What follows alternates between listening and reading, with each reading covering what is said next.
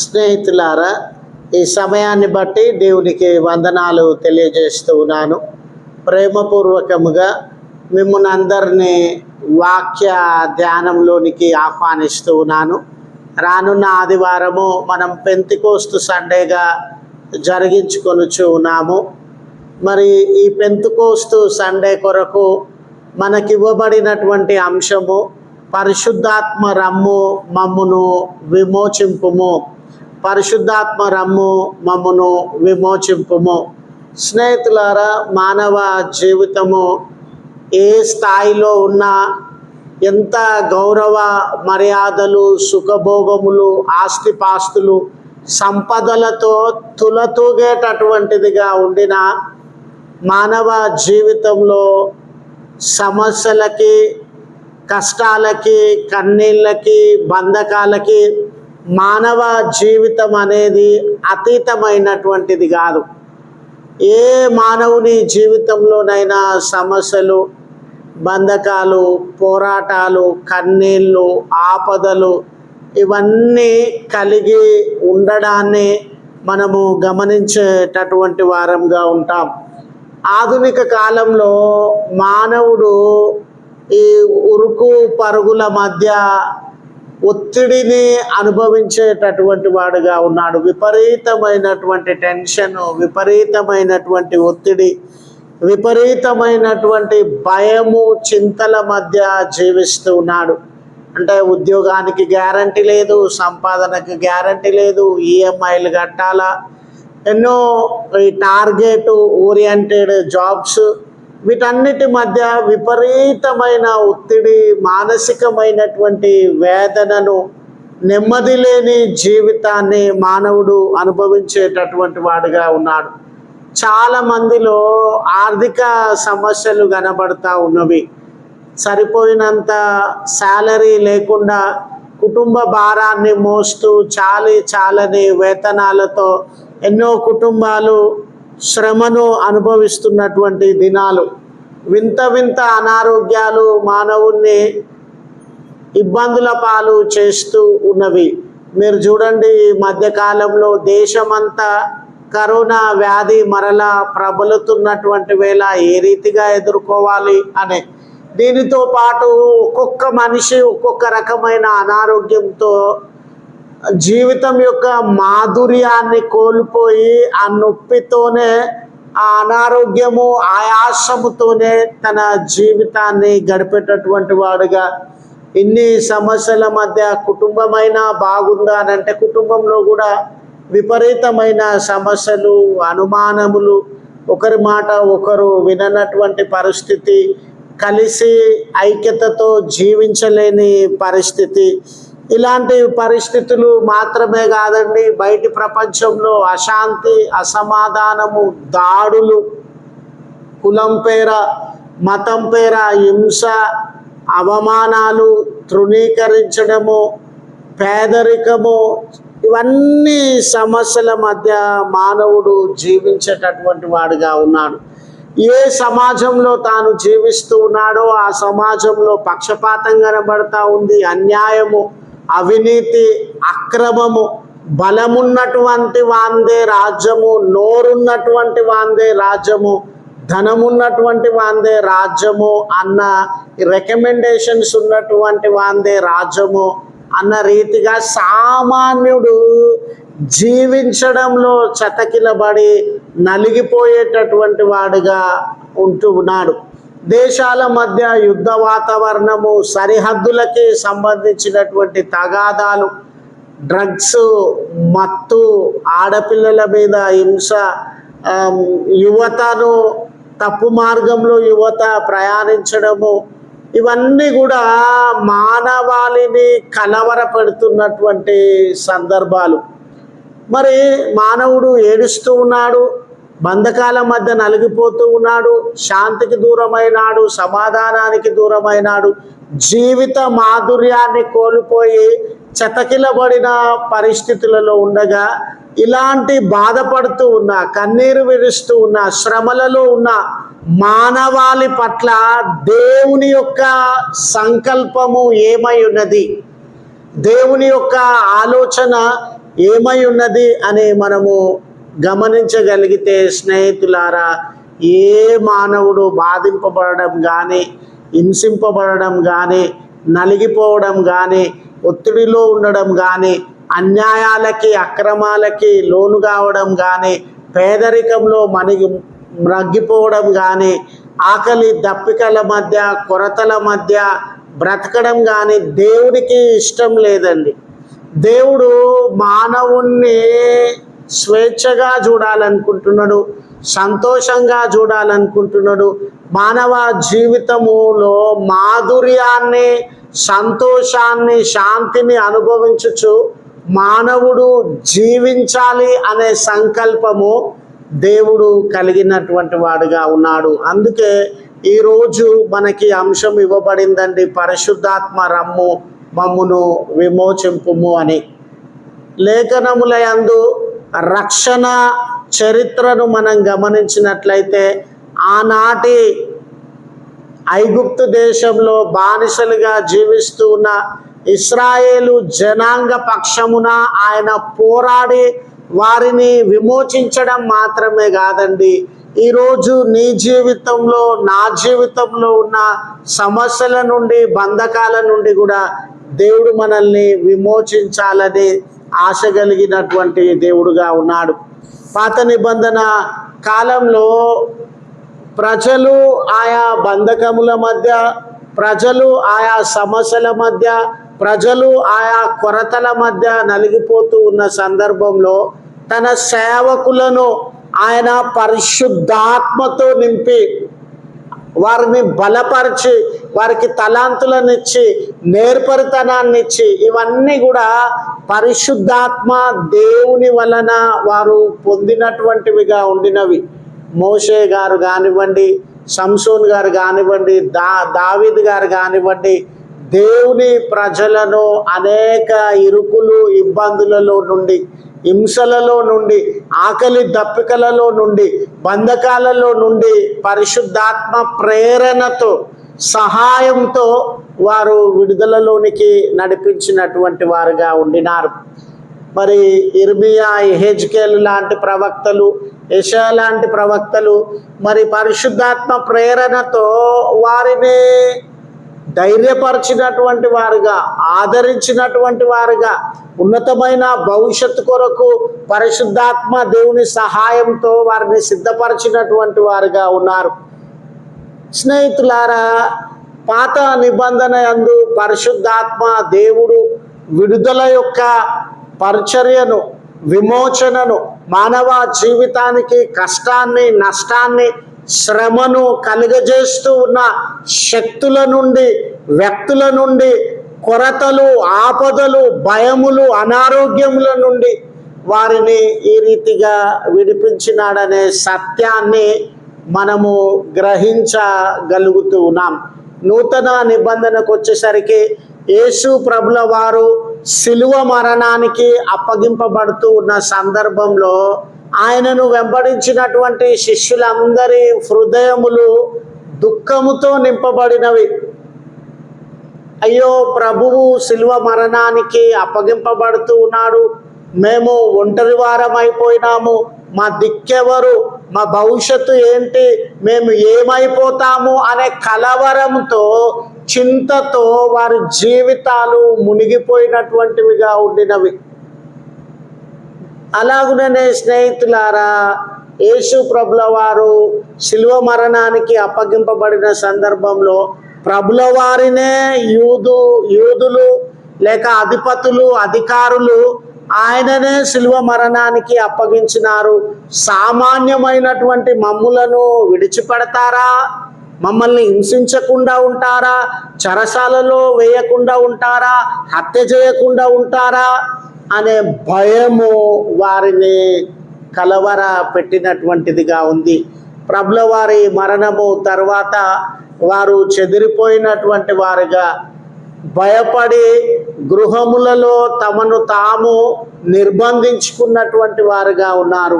అలాంటి తరుణంలో పరిశుద్ధాత్మ దేవుడు వారి మధ్యలోనికి వచ్చి వారిని ధైర్యపరుస్తున్నటువంటి వాడుగా, విమోచిస్తున్నటువంటి వాడుగా, రక్షిస్తున్నటువంటి వాడుగా, ఆదరిస్తున్నటువంటి వాడుగా, బంధకాలలో నుండి విడిపిస్తున్నటువంటి వాడుగా మనము గ్రహించగలుగుతూ ఉన్నాం.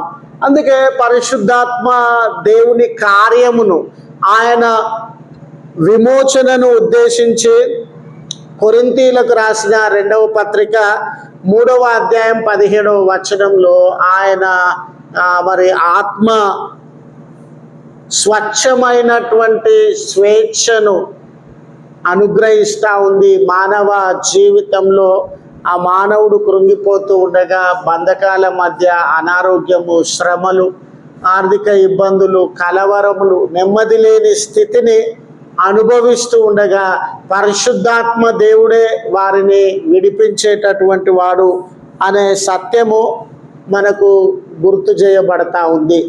ఎందుకు పెంతెకోస్తు దినాన్ని ఒక పండుగలాగా మనం సెలబ్రేట్ చేసుకుంటున్నాం అని అంటే, యోహాను సువార్తలో పరిశుద్ధాత్మ దేవుని కొరకు ఇవ్వబడిన వాగ్దానం ఏంటనంటే, ఆయన ఉపదేశకుడుగా ఉంటాడు, ఆయన ఆదరణకర్తగా ఉంటాడు, ఆయన బలపరిచే వాడుగా ఉంటాడు. కనుక ఆదరణకర్త అయినటువంటి దేవుడు, ఉపదేశకుడైనటువంటి దేవుడు, బలపరచగలిగినటువంటి దేవుడు, నడిపించగలిగినటువంటి దేవుడు మనతో ఉన్నాడు.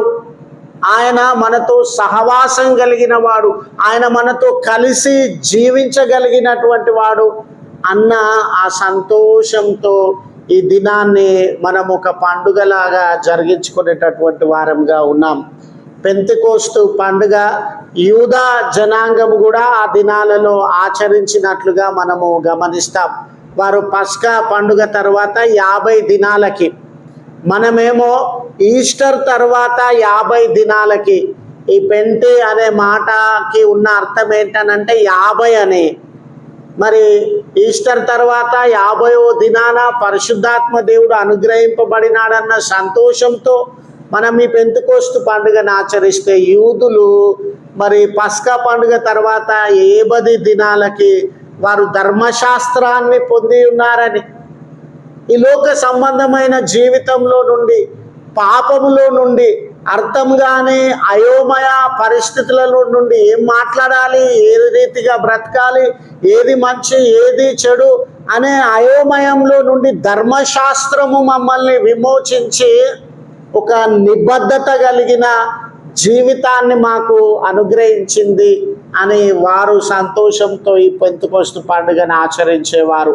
మరి భూములు లేనటువంటి వారము, రాజ్యము లేనటువంటి వారము, సొంత గృహము, దేశము లేనటువంటి వారము, బానిసత్వంలో మ్రగ్గిపోతూ ఉండగా దేవుడు మాకంటూ ఒక దేశాన్ని ఇచ్చినాడని వారు గోధుమ పంట పండగానే మొదటి ఫలములను, దేవా ఆ బానిసత్వంలో నుండి మమ్మల్ని విమోచించి సొంతగా పంట పండించుకొని తినగలిగిన ఆధిక్యతనిచ్చినావు కదా, విమోచకుడవు నీవే కదా అని ఈ పంటను తీసుకొని వచ్చి అర్పించే సందర్భంగా వారు ఈ పెంతెకోస్తు పండుగను ఆచరించేటటువంటి వారు.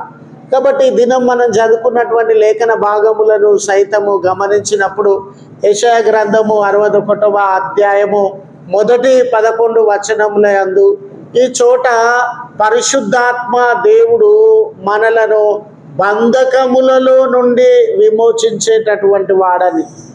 స్నేహితులారా, వాక్యం వినుచు ఉన్న మనందరి జీవితాలలో ఒక్కొక్క బంధకంతో మనము నలిగిపోయేటటువంటి వారంగా ఉన్నామేమో. ఒక్కొక్క బంధకంతో మన జీవితములు విసిగి వేసారినటువంటివిగా ఉన్నవేమో. అయ్యో నలిగిపోతూ ఉన్నాను, శ్రమను అనుభవించుచు ఉన్నాను, నెమ్మదిలు నా జీవితానికి లేదా, ఆదరణ నా జీవితానికి లేదా, ఈ కన్నీళ్ళు కష్టముల మధ్యనే నేను జీవించేటటువంటి వాడనిగా ఉండాలా అని కృంగిపోయేటటువంటి వారంగా ఉన్నామేమో. దేవుడు, పరిశుద్ధాత్మ దేవుడు మనలను ఈ బంధకములలో నుండి విమోచించేటటువంటి వాడిగా ఉండినాడు. ఈ 61వ అధ్యాయంలో మరి పరిశుద్ధాత్మ అభిషేకమును గురించి రాయబడి ఉందండి. పరిశుద్ధాత్మ దేవుడు అభిషేకింపబడినటువంటి వ్యక్తి ఈ విమోచన కార్యాన్ని జరిగిస్తాడని.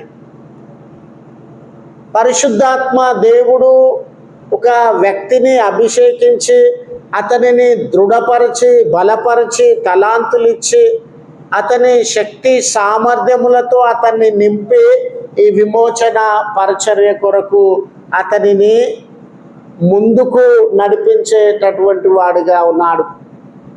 చూడండి, యెషయా గ్రంథము 45 అధ్యాయం వరకు మరి ఇశ్రాయేలు జనాంగము యూదా జనాంగము ఎటువంటి పాపంలో ఉండినారు, వారి జీవితాలు ఏ రీతిగా పతనమైపోయినవి, వాళ్ళ తిరుగుబాటుతనం ఏంది, వాళ్ళ పతనమైన స్థితి ఏంటి, వాళ్ళ జీవితాలు ఎంతగా కృంగిపోయినవిగా, పతనమైనవిగా, పనికిరానివిగా, తీర్పుకు లోనైనవిగా, చెదిరిపోయినవిగా ఉన్నవి అనే విషయాలను మనము గమనించేటటువంటి వారంగా ఉన్నాం. ఈ 40వ అధ్యాయంలో మీ కొరకు నేను కోరేషును అభిషేకిస్తూ ఉన్నాను. పరిశుద్ధాత్మ దేవుడు కోరేషును అభిషేకించినాడు. ఎందుకొరకు? నలిగిపోతూ ఉన్న ఈ జనాంగము, కన్నీరు విడుస్తున్న ఈ జనాంగము, బాధలో ఉన్న ఈ జనాంగము, కోల్పోయిన ఈ జనాంగము, పతనమైన ఈ జనాంగము, సమస్యలు బంధకాలలో బలహీనపరచబడిన ఈ జనాంగమును విడుదలలోనికి నడిపించడానికి పరిశుద్ధాత్మ దేవుడు ఆయనను అభిషేకించినటువంటి వాడుగా ఉన్నాడు. ఈ 61వ అధ్యాయం యొక్క సందర్భాన్ని మనము గమనించినట్లయితే అప్పటికే ఈ పర్షియన్ పాలకుడైనటువంటి కోరేష్ గారు బబులోను రాజ్యమును జయించి యూదా జనాంగమును స్వేచ్ఛ వారికి అందించి వారి సొంత దేశంలోనికి వారిని పంపించినటువంటి వాడుగా ఉండినాడు. చూడండి స్నేహితులారా, 70 సంవత్సరాలు వాళ్ళ ఇల్లును, గ్రామాన్ని, వ్యవసాయాన్ని, పట్టణాన్ని, దేశాన్ని విడిచి వేరే దేశంలో వాళ్ళు 70 సంవత్సరాలు ఉన్నారండి. 70 సంవత్సరాల తర్వాత సొంత దేశానికి వచ్చి ఉన్నట్లయితే, ఒకవేళ మన అనుభవంలో మన ఇంటిని 70 సంవత్సరాలు మనం వదిలేస్తే, మన వ్యవసాయ భూమిని 70 సంవత్సరాలు వదిలేస్తే, మన గ్రామాన్ని, దేశాన్ని 70 సంవత్సరాలు వదిలేసి తిరిగి వస్తే పరిస్థితులన్నీ చాలా ప్రతికూలంగా కనబడతాయండి. 70 సంవత్సరాల తర్వాత ఆ ఇల్లు నివసించడానికి అనుకూలంగా ఉంటుందా? ఆ భూమి వ్యవసాయం చేసుకోవడానికి అనుకూలంగా ఉంటుందా? ఆ ఇంట్లో తిండి గింజలు ఉంటాయా? ఆ భూమిలో విత్తనాలు వేయడానికి విత్తనాలు దొరుకుతాయా? సరిహద్దులు ఏమైపోతాయి? దేశం ఏమైపోతుంది? ఆర్థిక వనరులు ఏమైపోతాయి? సామాజిక స్థితిగతులు ఏమైపోతాయి? అంత చెదిరిపోయినటువంటిదిగా, అంత పతనమైనటువంటిదిగా, ఏది పనికిరానటువంటిదిగా ఉన్న స్థితిలో వారు బబులోను దేశంలో నుండి వాళ్ళ సొంత దేశానికి, యూదా దేశానికి వచ్చి కలవరాన్ని, చింతను అనుభవిస్తూ ఉన్నారు. నిజమే, ఆ దేశంలో నుండి మేము ఎక్కడికైతే వచ్చి ఉన్నాం, కానీ ఈ దేశంలో మేము ఏ రీతిగా బ్రతకాలి, ఏం చేసుకొని బ్రతకాలి, ఎలా అభివృద్ధి చెందాలి, ఎలా మా జీవితాలు బాగుపడాలి అనే చింత వారిని ఆవరించినటువంటిదిగా ఉంది. అందుకే వారు బూడిదలో ఉన్నారని, దుఃఖకరమైన పరిస్థితులలో ఉన్నారని, పతనమైన పరిస్థితుల్లో ఉన్నారని లేఖనము మనకు తెలియజేస్తూ ఉంది. అలాగునే స్నేహితులారా, ఇలాంటి పరిస్థితుల మధ్య పరిశుద్ధాత్మ చేత అభిషేకించబడినటువంటి వాడు వారి జీవితములను, దేశాలను, వారి పరిసరములను, వారి కుటుంబములను, వారి దేవాలయాన్ని, వారి సామాజిక, మత, రాజకీయ, ఆర్థిక పరిస్థితులను ఆయన పునరుద్ధరించేటటువంటి వాడుగా ఉన్నాడని, వారిని బలహీనతలలో నుంచి లేవనెత్తి స్వస్థపరిచేటటువంటి వాడిగా ఉన్నాడని, సామాజికంగా, ఆర్థికంగా, రాజకీయంగా వారిని బలపరిచి ఇతరులను ఉద్ధరించే స్థితిలోనికి వారిని నడిపిస్తాడని, ఈ రీతిగా పరిశుద్ధాత్మ దేవుడు వారి బంధకాలలో నుండి వారిని విమోచించినటువంటి వాడుగా ఉన్నాడు. ఇక్కడ జూబిలీ ఇయర్ గురించి చెప్పబడతా ఉందండి. సునాద సంవత్సరము. వారికి ఉన్నటువంటి విధానాలలో 49 సంవత్సరాలు ఏది తాకట్టులో ఉన్నా, 49 సంవత్సరాలు ఎవరు బానిసగా జీవించినా, 49 సంవత్సరాలు ఎటువంటి బంధకముల మధ్య వారు బ్రతికిన 50వ సంవత్సరము వారు ఏమీ చెల్లింపకయే ఆ బానిసత్వంలో నుండి, ఆ తాకట్టులో నుండి విడుదలను పొందేటటువంటి వారుగా ఉన్నారు. ఈ సునాద సంవత్సరము, ఈ జూబిలీ ఇయర్ ఎటువంటి విడుదలను మీరు పొందుతామని నిరీక్షిస్తూ ఉన్నారు, ఎటువంటి విడుదల పొందుతామని మీరు సంతోషిస్తూ ఉన్నారు, అటువంటి స్థితిగతులను మీ జీవితంలో అనుగ్రహిస్తానని ఈ పరిశుద్ధాత్మ దేవుడు ఆ కార్యాన్ని జరిగించేటటువంటి వాడుగా ఉన్నాడు అని లేఖనము తెలియజేస్తూ ఉంది. గనుక స్నేహితుడా, ప్రియమైన సహోదరి, ప్రియమైన సహోదరుడా, ఈ దినాన ఏ కలవరంలో నువ్వు ఉన్నావు, ఏ బంధకాలలో నువ్వు ఉన్నావు, ఏ కొరతల మధ్య నువ్వు నలిగిపోతూ ఉన్నావు, ఏ బలహీనతలను బట్టి దుఃఖించేటటువంటి వాడవుగా ఉన్నావు, దేవుడు నిన్ను దర్శించడానికి ఇష్టపడుతూ ఉన్నాడు. దేవుడు నీ జీవితాన్ని లేవనెత్తడానికి ఇష్టపడుతూ ఉన్నాడు. దేవుడు కృంగిపోయినటువంటి జీవితాలలో అద్భుత కార్యాన్ని జరిగించడానికి ఇష్టపడుతూ ఉన్నాడు. కనుక నీ దేవుని వైపు మరలి ఆయనను సమీపించి ఆయనకు నీ జీవితాన్ని అప్పగించుకునేటటువంటి వాడవుగా ఉండాలని మనవి చేస్తూ ఉన్నాను. చదువుబడిన సువార్తల పాఠ్యభాగము లూకా సువార్త 4వ అధ్యాయం 16వ వచనం మొదలుకొని 21వ వచనాన్ని మనము నాజరేన్ మేనిఫెస్టో అంటామండి. ఈ మేనిఫెస్టోలు అనేవి ఎలక్షన్లలో మనకు కనబడతాయి కదా. మేము గెలిచిన తర్వాత ఈ సేవలను జరిగిస్తాం, ఈ రీతిగా అభివృద్ధి చేస్తాం, ప్రజలకు ఈ సహాయం చేస్తామని వాళ్ళు ఒక పాంప్లెట్ రిలీజ్ చేస్తారు కదండి, ఒక పోస్టర్. దాన్నే మేనిఫెస్టో అంటాం. ఇక్కడ యేసు ప్రభుల వారు మేనిఫెస్టో మనకు బయలుపరచబడతా ఉంది. ఆయన పరిచర్య ఏ రీతిగా ఉండబోతా ఉంది, ఆయన పరిచర్య ప్రజలకు ఏ రీతిగా సహాయపడుతుంది. కృంగిన వారు ఉన్నారు, బలహీనులు ఉన్నారు, పేదలు ఉన్నారు, అంధకారంతో జీవించేవారు ఉన్నారు, బంధకాలతో బ్రతికేటటువంటి వారు ఉన్నారు. వారందరి జీవితాలలో ఎటువంటి నెమ్మదిని, విడుదలను అది అనుగ్రహించబోతా ఉంది.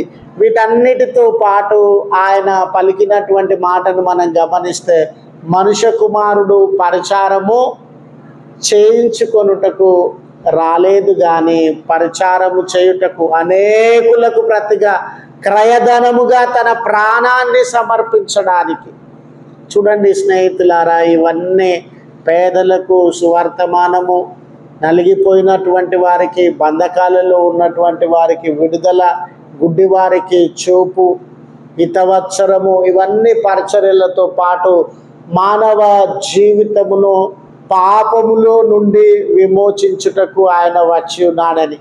ఈ చోట కూడా మీరు చూడండి, ఈ పరిచర్యల కొరకు కానివ్వండి, మానవులను పాపములో నుండి విడుదలలోనికి నడిపించడంలో ఎవరు యేసు ప్రభుల వారిని అభిషేకించినటువంటి వారుగా, బలపరిచినటువంటి వారుగా ఉండినారని అంటే పరిశుద్ధాత్మ దేవుడు. పరిశుద్ధాత్మ దేవుడు యేసు ప్రభుల వారిని అభిషేకించుట ద్వారా ఇవన్నీ కార్యములు, అంటే ఇండైరెక్ట్గా మానవ విడుదలలో, మానవుని పాప విమోచనలో పరిశుద్ధాత్ముని యొక్క హస్తము, ఆయన నడిపింపు ఉండినట్లుగా మనము గమనించగలుగుతూ ఉన్నాం.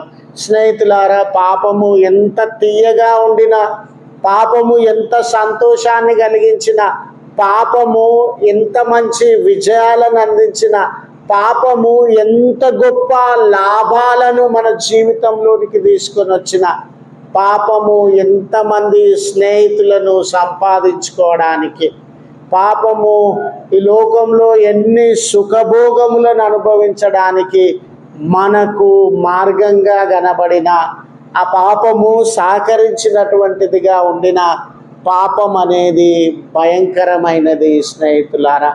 పాపము మనలను మరణంలోనికి నడిపిస్తుంది. పాపము మనలను నరకంలోనికి నడిపిస్తూ ఉంది. ఆ పాపము నుండి విడుదల పొందినప్పుడే మనము రక్షణను అనుభవించేటటువంటి వారంగా ఉంటాం. పరిశుద్ధాత్మ దేవుడు మనల్ని పాపమును గురించి ఒప్పింపజేస్తాడని, రక్షణ మార్గాన్ని తెలుసుకునేటటువంటి అవకాశాన్ని ఇస్తాడని, ఆయన పాపంలో నుండి మరి జీవంలోనికి మనకు ఆ జ్ఞానాన్ని, ఆ ఉపదేశాన్ని అందించేటటువంటి వాడని లేఖనము సెలవిస్తూ ఉంది. కనుక పరిశుద్ధాత్మ దేవా నాకు బోధించు, పరిశుద్ధాత్మ దేవా నాకు అవగాహనను కల్పించు, పరిశుద్ధాత్మ దేవా నా పాపములను ఒప్పుకొనేటటువంటి శక్తిని నాకు ప్రసాదించు అని మనము ప్రార్థించగలిగినటువంటి వారంగా ఉండాలి.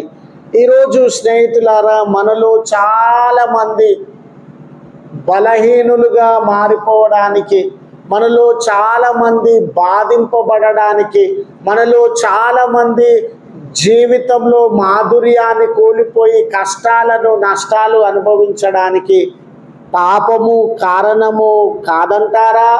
పాపం వలననే మనము పతనమైపోతూ ఉన్నామని గుర్తించలేని స్థితిలో ఉన్నామా? గనుక పాపము పతనంలోనికి నడిపిస్తున్న వేళ రక్షకుడు అయినటువంటి ప్రభు మరియు పరిశుద్ధాత్మ దేవుడు ఆ పాపంలో నుండి మనలను విమోచించేటటువంటి వాడిగా ఉన్నాడు.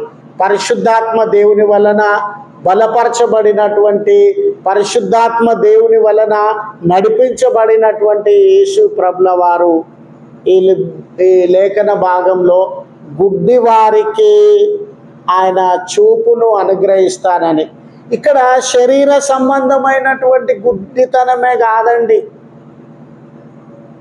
వస్తువులను కళ్ళతో చూడకపోవడము, మనుషులను కళ్ళతో చూడకపోవడము, భౌతిక సంబంధమైన ఈ లోకాన్ని కళ్ళతో చూడకపోవడము, ఇది మాత్రమే గుడ్డితనం కాదండి. యెషయా గ్రంథము 61లో అన్ని మాటలు ఇక్కడ రిపీట్ అయినాయి, కానీ మరి గుడ్డితనము అనే మాట యెషయా గ్రంథము 61లో రాయబడి లేదు. ఈ భాగంలో రాయబడి ఉండినట్లు మనము గమనిస్తాం. ఈ గుడ్డితనం అనేది ఆధ్యాత్మిక గుడ్డితనాన్ని, అంటే సత్యాన్ని గుర్తించలేని గుడ్డితనము, సత్యాన్ని గ్రహించలేని గుడ్డితనము, యేసు ప్రభుల వారి దైవత్వాన్ని అర్థం చేసుకోలేనటువంటి గుడ్డితనము, ఆయన త్యాగమును అర్థం చేసుకోలేనటువంటి గుడ్డితనము, ఆయన పట్ల విధేయత లేనటువంటి గుడ్డితనము, ఇన్ని గుడ్డితనములతో మనం జీవిస్తూ ఉండగా పరిశుద్ధాత్మ దేవుడు మన మనోనేత్రములను తెరిచి సత్యమును గ్రహించడానికి మార్గము తెరిచేటటువంటి వాడుగా ఉన్నాడు. పరిశుద్ధాత్మతో నింపబడినటువంటి యేసు ప్రభుల వారు సువర్తమానాన్ని ప్రకటించినారండి. దేనికి సంబంధించినటువంటి సువార్తమానం? ఎవరికి సంబంధించినటువంటి సువార్తమానం? ఆ సువార్తమానం యొక్క ముఖ్య ఉద్దేశం ఏంటి అనంటే, మానవులు పాపములను ఒప్పుకొని ప్రభువును అంగీకరించి రక్షణలోనికి రావాలని.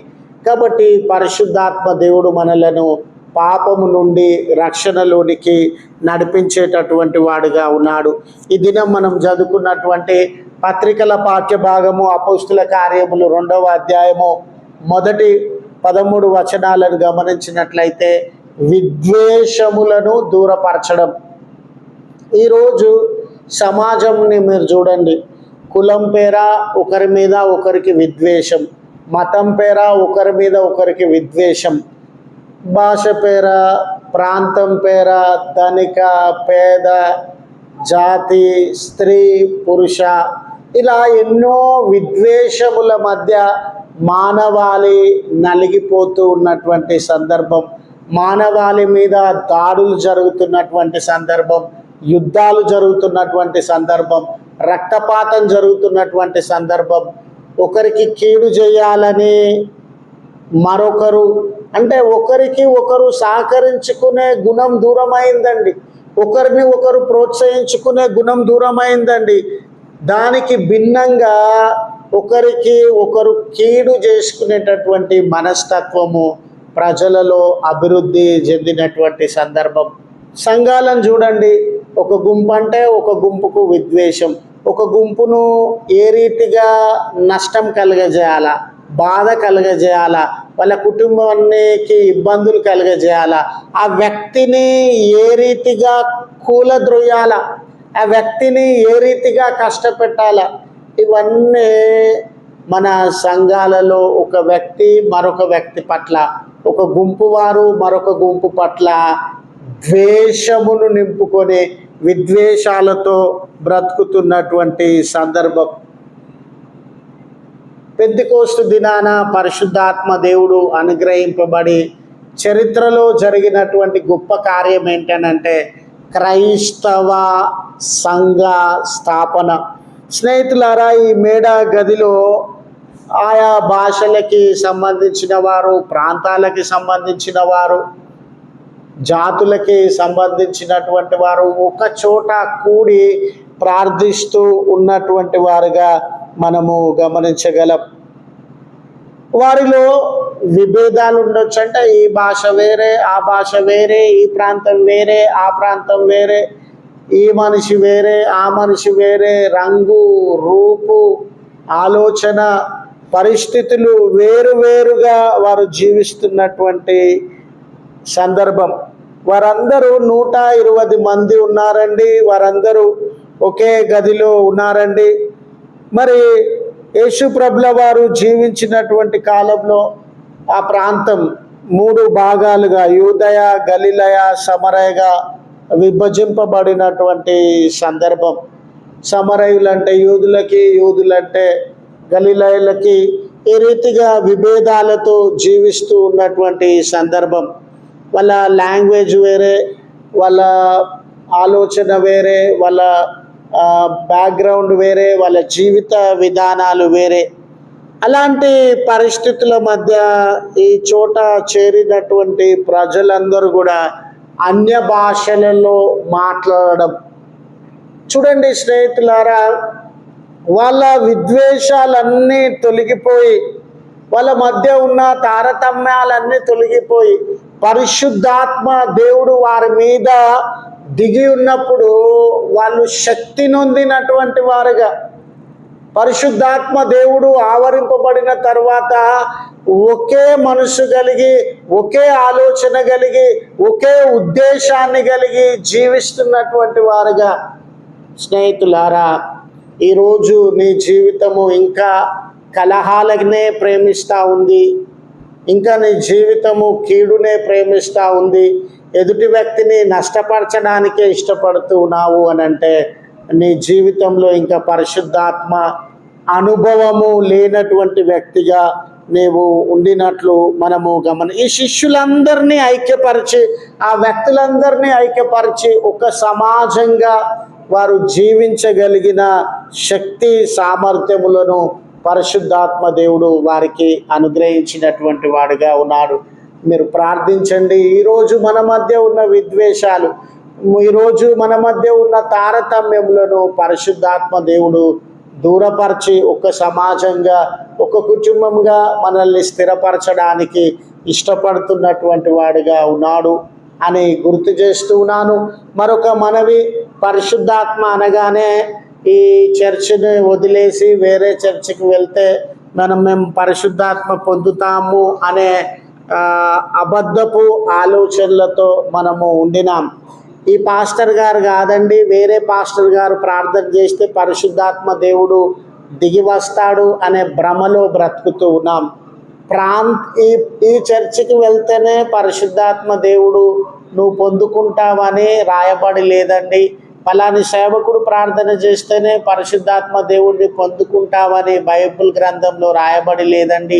ఫలాని పరిస్థితులలో, ఫలాని విధానంలో అరిచి ప్రార్థన చేస్తేనో, లేక మామూలుగా ఉండి ప్రార్థన చేస్తేనో పరిశుద్ధాత్మ దేవుడు ఆవరిస్తాడు, లేక ఆయన బలపరుస్తాడని లేదండి. లూకా సువార్త 11వ అధ్యాయం 13వ వచనంలో ప్రార్థించి ఆయనను సిన్సియర్గా జెన్యూన్గా అడిగే ప్రతి వ్యక్తికి పరిశుద్ధాత్మ దేవుడు అభిషేకించడానికి సిద్ధంగా ఉన్నాడు అని గుర్తు చేస్తూ ఈ మాటలను ముగిస్తూ ఉన్నాను. ప్రార్థించుదము. కృపగల తండ్రి, ప్రేమగల మా రక్షక, నీ పరిశుద్ధ నామమునకు వందనాలు. ఈ పెంతెకోస్తు దినాన మా పైనను మా సంఘములన్నిటిపైనను మీ పరిశుద్ధాత్మను కుమ్మరింపజేసి మేము సైతము బంధకాల నుండి విమోచింపబడిన వారంగా, మరణం నుండి విమోచింపబడిన వారంగా, విద్వేషముల నుండి విమోచింపబడిన వారంగా, ఒక సమాజంగా, రక్షణ నొందిన సమాజంగా జీవించడానికి మమ్మల్ని బలపరచుమని క్రీస్తు పేరట వేడుకొనుచు ఉన్నాము తండ్రి. ఆమెన్.